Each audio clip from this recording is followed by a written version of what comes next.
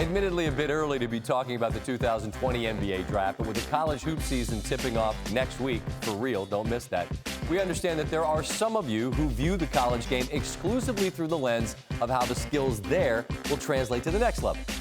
You're going to need an upgrade to the Bushy Gross television package because the NBL in Australia is where two projected lottery picks, including a guy who you may have heard of, are playing, and he's drawing buzz as potentially next year's #1 pick.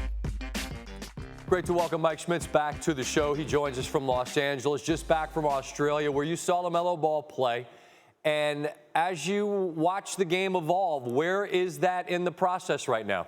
From everything I've seen, this is the most talented prospect in the draft. He has some question marks, but in terms of sheer ability, 6'7" point guard, there are no other 18-year-olds on the planet who can handle the ball and facilitate like LaMelo Ball can. And I've had so many people come up to me over the last few weeks, whether it's scouts, whether it's different people in the media, friends, saying, hey, like, is this for real? Is this just clickbait? Is this just trying to generate buzz? And I've watched every minute this kid's played. I've been over there, seen multiple games, multiple practices, multiple shoot-arounds, and he is the real deal as a basketball player. Okay, so hearing all that, and as much respect as I have for your eye test, what would be the hesitation for somebody to take him #1? What's that going to take?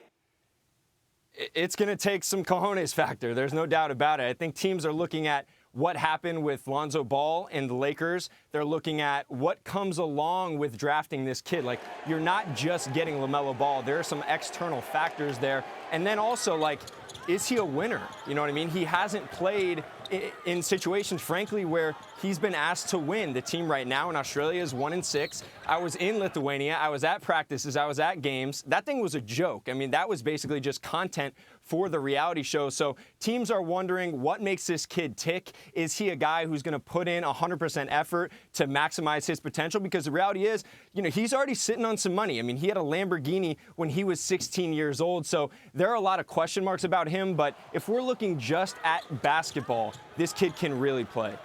What's your sense of the answers to those questions of what they're getting? Does he love the game? I think he does. I spent 4 days out in Wollongong. They call it the Gong. He's got a great setup down there in Australia. But I spent time around the kid. I spent time around the team. And I get the feel that he's done with the cameras. Like, he's sick of this. You know what I mean? He just wants to focus on basketball.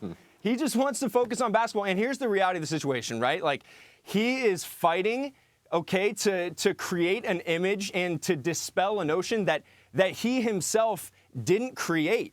So as an 18-year-old man who's now kind of coming into his own, I'm really interested to see how this entire thing is going to unfold. And, Mike, that's why on the show I said to him, I was wrong. I'm sure he didn't care, but, like, I was wrong to dislike the kid in high school that was jacking 50 shots and not playing defense because I don't think it was him.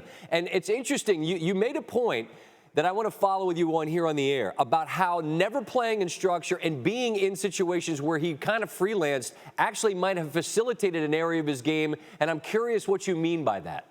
Okay, so, you know, the Chino Hills days, right, the lack of structure, that's going to hurt you in terms of defensive discipline. Like, his coaches down in Australia were telling me he didn't know the three-man weave. You know, he didn't know defensive shell drill. There are basic things that he's missing, but because he had the leash to try things out, because he wasn't going to be scolded for taking a bad shot or for risking a one-handed pass in transition, he was able to develop this creativity. And I think there's something to that when you're 14, 13, 15 years old, allowing a kid to test the limits. And to me, that's a huge reason why he's one of the best 18-year-old passers on the planet.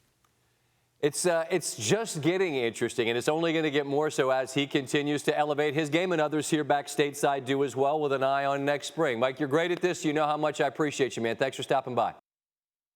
Thanks for watching ESPN on YouTube. For more sports highlights and analysis, be sure to download the ESPN app. And for live streaming sports and premium content, subscribe to ESPN+.